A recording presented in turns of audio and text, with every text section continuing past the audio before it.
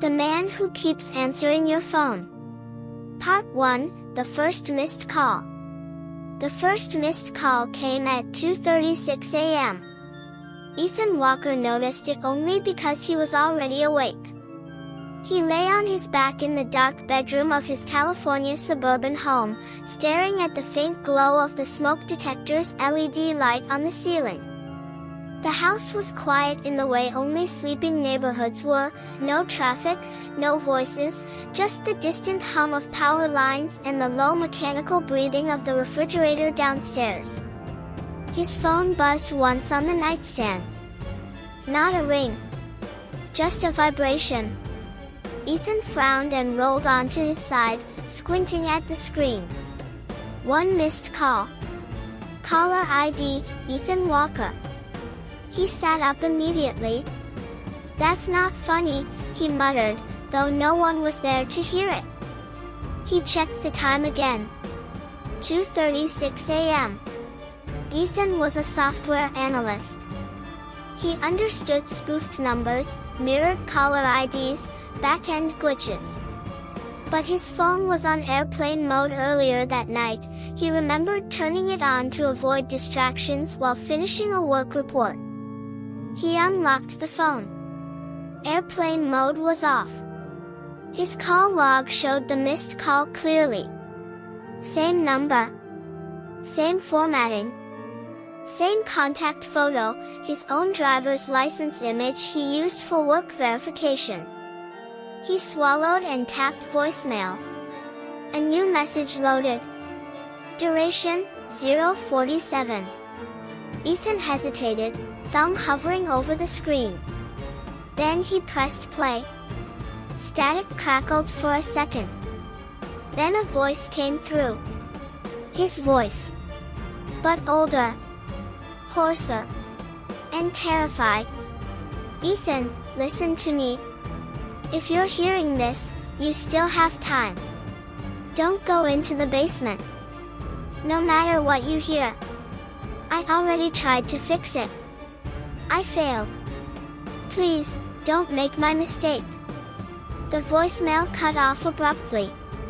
Ethan stared at the phone, blood rushing in his ears. No, he whispered. No, no, no. He replayed it. Same message. Same fear in the voice. Same unmistakable cadence, the slight hitch in the throat he'd had since childhood asthma. It was him. Or something pretending to be him. He stood up so fast the nightstand rattled. The house creaked softly, reacting to his sudden movement like a living thing adjusting its weight. The basement. He looked toward the bedroom door. The stairs to the basement were directly below his room, accessible from the hallway. He hadn't gone down there since moving in 6 months ago. The realtor had called it unfinished but spacious. The inspector had said it was dry, stable, forgettable. Ethan had forgotten it easily. Until now. His phone buzzed again. This time, it rang. Caller ID, Ethan Walker. His hands trembled as he stared at the screen. He didn't answer. The ringing stopped after 4 seconds. Another voicemail notification appeared instantly. He didn't listen to it. Instead, he opened his contacts and deleted his own number. The contact reappeared immediately. Same name. Same photo. Ethan backed away from the bed. Okay, he said aloud, voice shaking. Okay. I'm dreaming. That's all this is. But dreams didn't leave call logs. He grabbed his jacket and keys and left the bedroom, moving quietly, every sound in the house amplified by fear. The hallway was dark. The thermostat glowed faintly.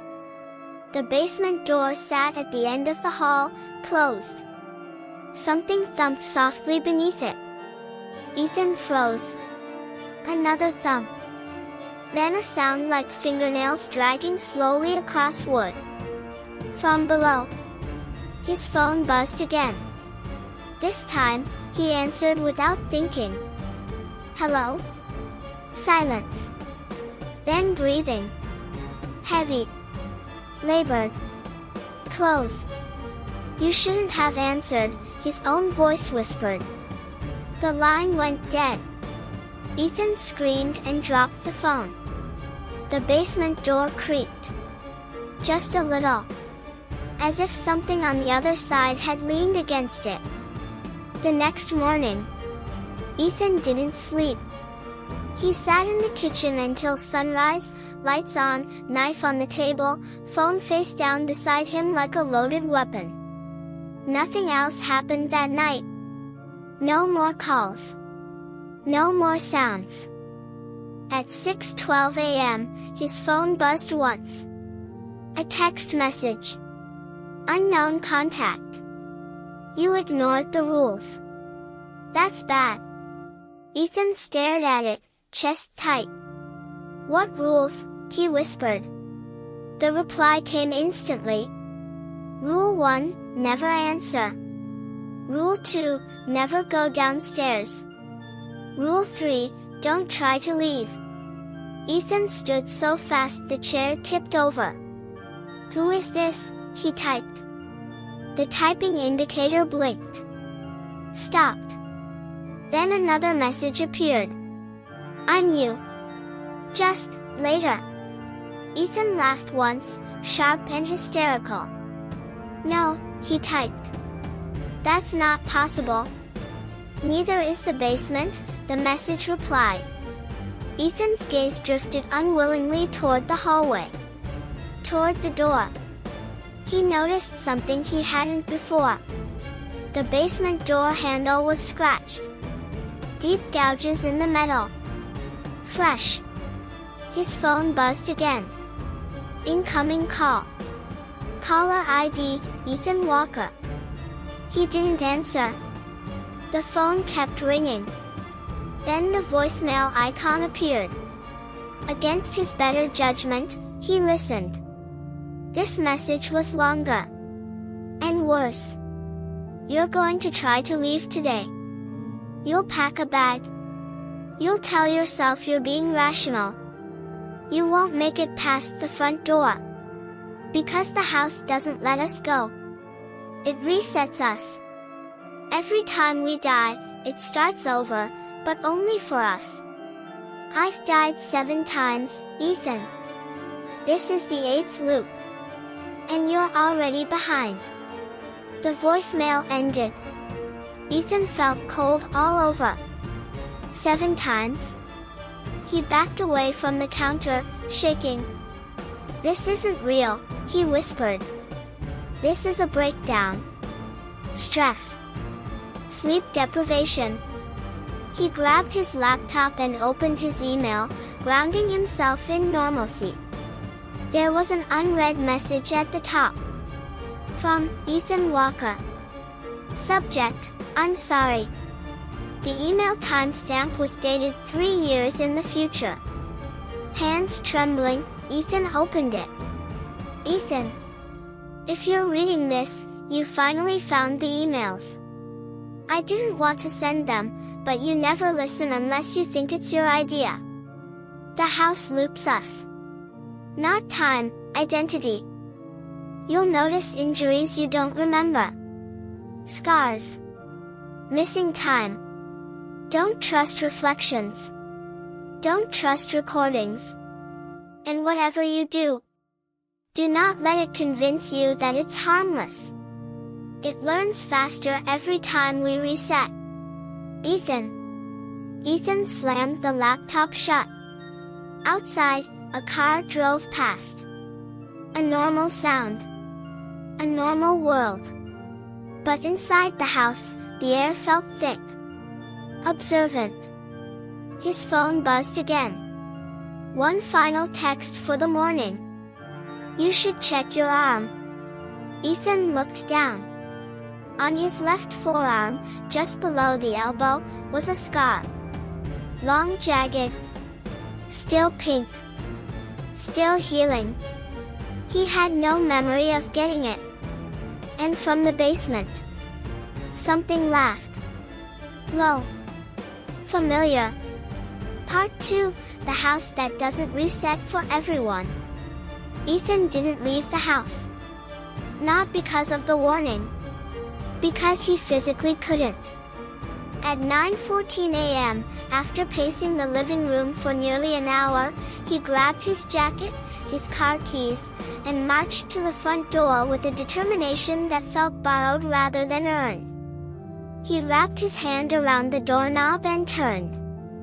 The door didn't open. It wasn't locked. It simply didn't move. Ethan frowned and tried again, harder this time. The knob turned freely in his hand, but the door stayed sealed, as if fused to the frame. He leaned into it, shoulder first, then both hands flat against the wood. Nothing. His heart began to race. "This is insane," he muttered. He stepped back and kicked the door. The impact rattled the frame, but the door didn't budge. Ethan staggered back, breathing hard. He checked the deadbolt. Unlocked. Chain latch. Undone. He pressed his ear against the door. Outside, he could hear everything. Birds. Wind through trees. A neighbor's car starting. The world was there. He just couldn't reach it. His phone buzzed. Unknown contact. Rule 3 exists for a reason. Ethan slammed the phone down on the table. "You're not real," he shouted into the empty house. "You're not me. You're just some kind of hallucination." The house responded with a soft creak. Not random. Deliberate. Like a weight shifting upstairs. Ethan's breath caught. Upstairs? He moved slowly toward the staircase, every instinct screaming at him to stay still. The steps groaned under his weight as he climbed, each sound magnified by the silence. The bedroom door was open. His bed was unmade. But something was wrong. The mirror on the closet door reflected the room incorrectly. Ethan stopped dead. The bed in the reflection was neatly made. The chair was pushed in. And standing behind reflected Ethan was another Ethan. Older. Thinner. Eyes sunken, skin pale, expression exhausted beyond anything Ethan had ever felt. They locked eyes in the mirror. Reflected Ethan raised a finger to his lips. "Don't." Ethan spun around. The room was empty. When he looked back at the mirror, his reflection was normal again. His phone vibrated. Caller ID, Ethan Walker. He didn't answer. The call went to voicemail. He listened anyway. "You just broke another rule. Mirrors show progress. If you see me clearly, it means you're closer to replacing me." Ethan's knees weakened. "Replacing you?" he whispered. The phone buzzed again. Every loop ends the same way. One of us leaves the house. One of us stays behind. The neighbor who remembers. At 11:02 a.m., someone knocked on the door. Ethan froze. The knock came again. Firm. Human. "Ethan?" a woman's voice called. "You okay in there?" Ethan rushed to the door and pressed his face close to the peephole. Outside stood a woman in her late 30s, brown hair pulled into a messy ponytail, holding a grocery bag in one hand. It was his neighbor, Lena. She lived 2 houses down. They'd spoken maybe 3 times since Ethan moved in. Ethan unlocked the door and yanked it open. Lena blinked in surprise. "Whoa," she said. "Rough morning?" Ethan stared at her like she was a miracle. "You can see me," he said. Yeah, she replied slowly. That's usually how eyesight works. You remember yesterday? He asked urgently. She frowned. Of course I do. Why? Ethan swallowed. You remember me moving in? Yes. You remember my name? She shifted the grocery bag. Ethan. Are you feeling okay? His heart pounded. She remembered. The phone buzzed violently in his pocket. He ignored it. Ethan stepped outside. The sunlight hit his face like freedom. He almost cried. The house didn't stop him. Mina noticed his shaking hands. Hey, she said gently. You look like you've seen a ghost. Ethan laughed weakly. Something like that. They walked down the driveway together. Mina glanced back at the house. Strange place, she said casually. Ethan stiffened. What do you mean? She hesitated. I don't know. People don't stay there long. How long was the last owner there? Ethan asked. Mina shrugged. Not sure. A year? Maybe less. Before him, some guy lived there too. Quiet. Kept to himself. Ethan stopped walking. Did anything happen to him? Mina's brow furrowed. He moved out suddenly. Left most of his stuff behind. Never came back. Ethan's blood ran cold. He pulled out his phone. 3 missed calls. All from himself. A text arrived. She doesn't reset. She's an observer. Don't tell her everything. Ethan looked at Lena. Do you ever hear noises from my house? He asked carefully. She nodded slowly. At night, she said. Sometimes. Like someone walking around. But your lights are always off. Ethan's mouth went dry. I wasn't home last night, he said quietly.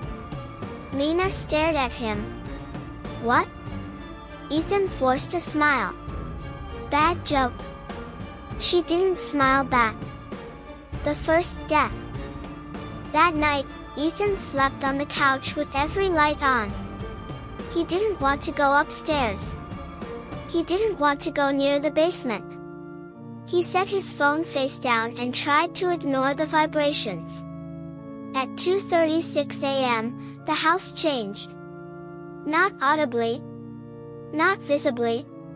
But the air felt tighter, heavier, like pressure before a storm. Ethan opened his eyes. He couldn't move. Sleep paralysis. His chest felt crushed. His phone rang. He couldn't reach it. From the hallway, footsteps approached. Slow. Deliberate. The basement door creaked open. Something climbed the stairs. Ethan tried to scream. Nothing came out. A shadow fell across his face. Then pain. White-hot, blinding pain in his chest. He felt himself falling. Fading. The last thing he heard was his own voice whispering. This one lasted longer. Reset. Ethan gasped awake in his bed. Sweat soaked his clothes. The clock read 2:35 a.m. His phone buzzed. Missed call, Ethan Walker. His chest hurt. He lifted his shirt. There was a bruise. Fresh. Deep purple. He screamed. The rules become clear. He sat shaking in bed as the voicemail played automatically. That was death number 8. Heart failure. Stress-induced. You didn't even fight back. Don't worry. You'll get better at this. We always do. Ethan's voice, the older one, sounded almost amused now. Listen carefully. The house doesn't trap bodies. It traps patterns. We die. It copies us. One version leaves. One version stays to learn. I stayed behind. You're the next candidate to leave. Ethan shook violently. No, he whispered. I won't replace you. The phone buzzed one last time before going silent. Everyone says that. From below. The basement door opened again. Part 3, What Lives Below and What Lives Forever. Ethan did not scream this time. When the basement door opened again at 2:36 a.m., he stayed perfectly still in bed, eyes wide open, breath shallow. Fear had sharpened into something colder now, clarity. Panic hadn't saved him before. Understanding might. The footsteps were clearer than ever. Not rushed. Not dragging. Measured. They climbed the stairs one at a time, stopping halfway, as if listening. Ethan's phone vibrated on the nightstand. He did not touch it. The footsteps stopped. Then his own voice spoke from the hallway, soft and almost kind. Good. You're learning. Ethan swallowed. Learning what? He whispered. The voice chuckled. How to survive long enough to matter. The footsteps retreated. The basement door closed. Silence returned. Ethan exhaled shakily and sat up. For the first time since the nightmare began, he felt something new. Anger. You're not doing this to me anymore, he muttered. He grabbed his phone and typed furiously. Ethan. What's in the basement? The typing indicator blinked. Stopped. Then a reply appeared. The reason the house works. Ethan's jaw tightened. Ethan. I'm going down there. The reply came instantly. You die every time. Ethan clenched his fists. Ethan. Then stop me. The phone went silent. That silence was permission. The basement. At 3:01 a.m., Ethan stood in front of the basement door. He had armed himself poorly, a flashlight, a kitchen knife, and his phone. The house was quiet, as if holding its breath. He reached for the handle. The metal was warm. He flinched but pulled anyway. The door opened easily. Too easily.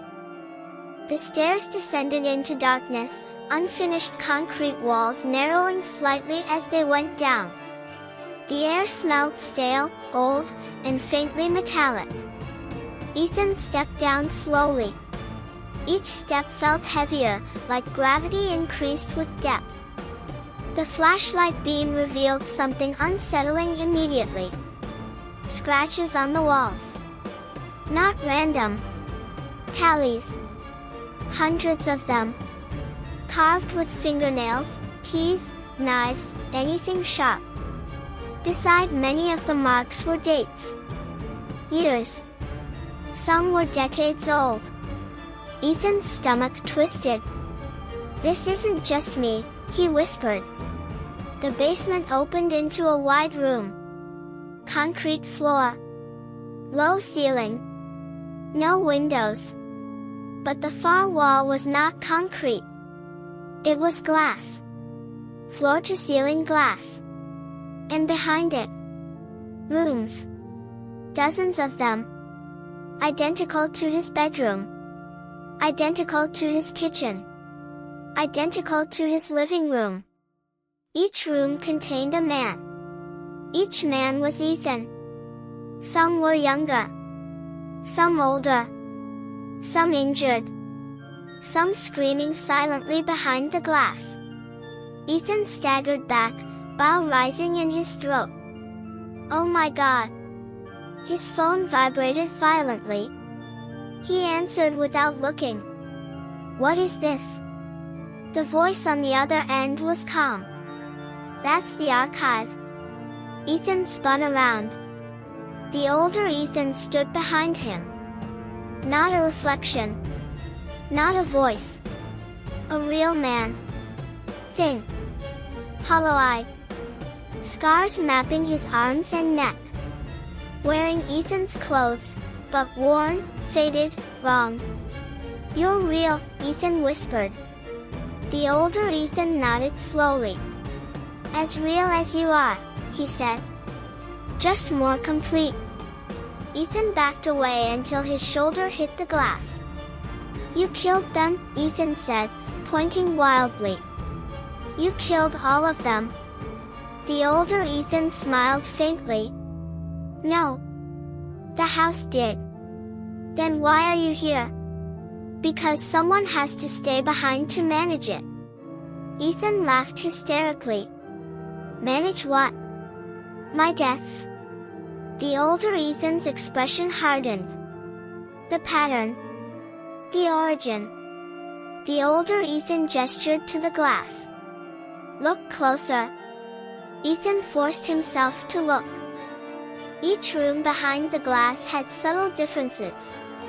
Different furniture placement. Different scars on the men. Different expressions of terror, exhaustion, madness. But all the rooms shared one thing. A clock. Every clock read 2:36 a.m. "The house isn't looping time," the older Ethan said. "It's looping decisions." Ethan shook his head. "That doesn't make sense." "It does if you understand what this place was built for." The older Ethan walked to the far corner of the basement and turned on another light. Blueprints lined the wall. Cold. Yellowed. Hand-drawn. At the top of each page was the same title. Cognitive Continuity Project. Ethan's breath caught. "What is this?" "A private experiment," the older Ethan said. "Cold War era. Government funded. Later abandoned." Ethan scanned the documents. They described a structure designed to preserve consciousness across fatal events. Not cloning. Not resurrection. Selection. Every time a subject dies, the older Ethan explained, the house evaluates which version learned the most. The strongest mental model survives. "And the others?" Ethan asked, voice shaking. "They stay," the older Ethan said quietly. "So the house can learn from their failure." Ethan's stomach churned. "So, this thing kills me over and over until one version is good enough to escape?" The older Ethan nodded. "And I was good enough." Ethan stared at him. "Then why are you still here?" The older Ethan looked away. "Because the house doesn't release you until you replace the caretaker." The realization hit Ethan like a hammer. "You," he whispered. "You're not trapped. You're employed." The older Ethan met his gaze. "I volunteered." "The truth about Lena?" Ethan's mind raced. "What about my neighbor?" "Lena? She remembers. She doesn't reset." The older Ethan sighed. "She's a control variable. External memory anchor." "You're lying." The older Ethan shook his head and pulled out a tablet. He tapped the screen and turned it toward Ethan. Security footage. Lena stood in her kitchen, frozen, unmoving, eyes blank. Timestamp, 3:12 a.m. "She doesn't move during resets," the older Ethan said. "She doesn't age either." Ethan recoiled. "She's not human." "She was," the older Ethan replied. "Before she moved in." Ethan felt sick. "You let me talk to her." She helps you believe the world is still real, the older Ethan said gently. Belief increases survival duration. Ethan screamed and lunged forward, grabbing the older Ethan by the collar. You're sick. You're worse than the house. The older Ethan didn't resist. You'll understand, he said quietly. After a few more deaths, Ethan shoved him away. I won't become you. The older Ethan smiled sadly. That's what I said too. The choice. The basement lights flickered. The glass rooms behind Ethan began to vibrate. Some of the trapped Ethans started pounding on the glass. Silent screams. The house was accelerating. The older Ethan stepped back. It's time, he said. The house has determined you're ready. For what? Ethan demanded. To replace me. The floor trembled. A new room formed behind the glass, empty. Waiting. Ethan stared at it in horror. You want me to stay here forever? The older Ethan nodded. And live, he added. In every meaningful sense. Ethan laughed bitterly. And what happens to you? The older Ethan hesitated. Then, I get to leave. Ethan's phone buzzed. One final voicemail appeared. He played it. It was his voice, but calm. Centered. If you're hearing this, you figured it out. You can't destroy the house. You can only decide who it keeps. I stayed because someone had to. Don't hate me. I just chose me.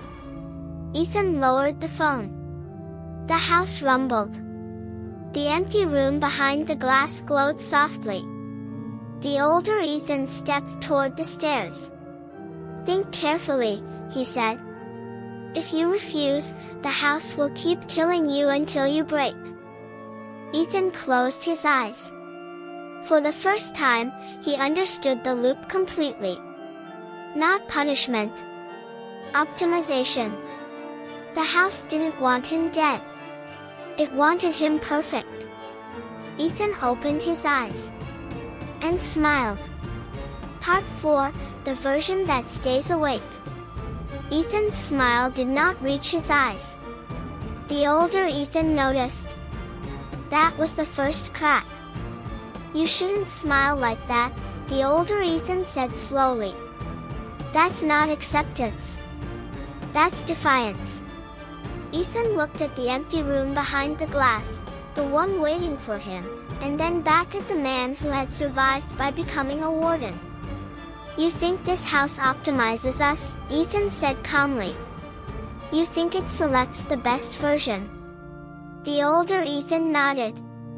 That's exactly what it does. Ethan tilted his head. Then you misunderstood the experiment. The lights flickered violently. Somewhere deep inside the house, something reacted. The older Ethan stiffened. What did you say? Ethan stepped forward, voice steady. You assume survival equals superiority. But the house doesn't measure intelligence. Or morality. Or even strength. The glass rooms trembled harder. Ethan raised his voice. It measures compliance. The older Ethan's expression darkened. That's not true. You followed the rules, Ethan said. You learned how to avoid pain. You learned how to last. That's not evolution, that's obedience. The house groaned. A low, mechanical sound, like something waking up. The older Ethan backed toward the stairs. Careful. You're agitating the system. Ethan smiled wider now. Good. The one thing the house never expected. Ethan walked to the glass wall. He placed his palm against it. The trapped Ethans looked up. For the first time, they weren't screaming. They were watching. I know what you want, Ethan said softly. You want one of us to stay. One of us to leave. You want continuity. The house responded, the floor vibrating, lights strobing. The older Ethan shouted, "Stop talking to it like it understands you." "But it does," Ethan replied. "It understands patterns." He turned back. "You said the house doesn't loop time. It loops decisions." The older Ethan hesitated. "Yes. Then there's one decision you never tested." The older Ethan felt it then, fear. "What decision?" Ethan looked at the empty room. Then at the archive. Then at the basement stairs. "I don't choose to stay," Ethan said. "And I don't choose to leave." The house went silent. Complete silence. The older Ethan whispered, "That's not an option." Ethan shook his head. "It is if I break the pattern. The sacrifice." Ethan pulled the kitchen knife from his jacket. The older Ethan lunged forward. "Don't you dare." Too late. Ethan pressed the blade against his palm. Blood welled up instantly. The house reacted violently, alarms blaring, lights flashing, the archive rooms shaking as if hit by an earthquake. The older Ethan screamed, "Stop! You'll destabilize the loop." "That's the point," Ethan said through clenched teeth. He dragged the blade across his skin, carving a single word into his palm. "Awake."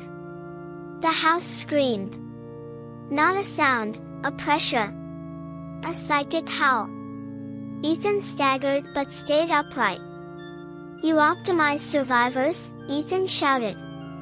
"You preserve continuity. You eliminate anomalies." He raised his bleeding hand. "I'm your anomaly." The glass shattered. All at once. Every archive room exploded outward in a storm of light, sound, and memory. Hundreds of Ethans spilled into the basement, not physically, but as overlapping presences. Voices. Thoughts. Regrets. Fear. Ethan collapsed to his knees. But he didn't lose consciousness. That was the difference. The truth of the first loop. Images flooded his mind. Not his deaths. The first death. The real one. Ethan saw himself years ago, before the phone calls, before the basement, before the house changed. He had been in a car accident. A simple one. A drunk driver. A red light. Impact. Ethan died instantly. The house had already existed then, unfinished, experimental. His brain activity had been recorded accidentally by nearby equipment. The house didn't resurrect him. It copied him. The first Ethan never woke up. Everything since had been echoes. The older Ethan fell to his knees, clutching his head. "No, that's not. I was never meant to live," Ethan said softly. "None of us were." He looked at the man who had survived the longest. "You stayed because you were afraid to disappear." The older Ethan sobbed. "I didn't want to end." Ethan nodded. "I know. The final decision." The house trembled, unable to resolve the contradiction. No compliant subject. No clear survivor. No caretaker willing to stay. The system began collapsing. Walls cracked. The basement ceiling peeled away like paper. The house began folding inward on itself. The older Ethan crawled toward him. "Help me," he begged. "We can fix it. We can reset." Ethan shook his head gently. No more resets. He stood, blood dripping from his hand. You said one version leaves and one stays. The older Ethan nodded desperately. Yes, yes. Ethan smiled sadly. Then let the house keep you. The older Ethan froze. What? You're optimized for it, Ethan continued. You understand it. You obey it. He turned toward the stairs. I don't. The house roared. The stairs cracked but held. Ethan climbed. Behind him, the basement sealed shut like a closing throat. The older Ethan screamed as the darkness swallowed him. The house fails. Ethan reached the living room. The front door stood open. Sunlight poured in. Real sunlight. No resistance. No barrier. The house was dying. As Ethan stepped outside, his phone buzzed one final time. Caller ID, Ethan Walker. He answered. The voice was faint now. Breaking apart. You're making a mistake. Ethan held the phone calmly. No, he said. I'm making a choice. He ended the call. The phone went dead. Forever. Behind him, the house collapsed in on itself, not explosively, but quietly, folding like a structure that had lost its reason to exist. Windows darkened. Lights died. Silence settled. Ethan walked away. Epilogue, the version that remains. Ethan Walker was pronounced dead 3 years earlier. That fact never changed. Records showed it. Paperwork proved it. DNA confirmed it. But in a quiet California town, a man lived anyway. He didn't own a phone. He avoided mirrors. And every night at 2:36 a.m., he stayed awake, not out of fear, but out of respect. For the versions that never left. For the one that stayed behind. For the truth. Sometimes, when the night was very quiet, Ethan thought he heard a phone ringing far away. But he never answered. Some calls are not meant to be picked up. Have a nice day. Thank you for watching.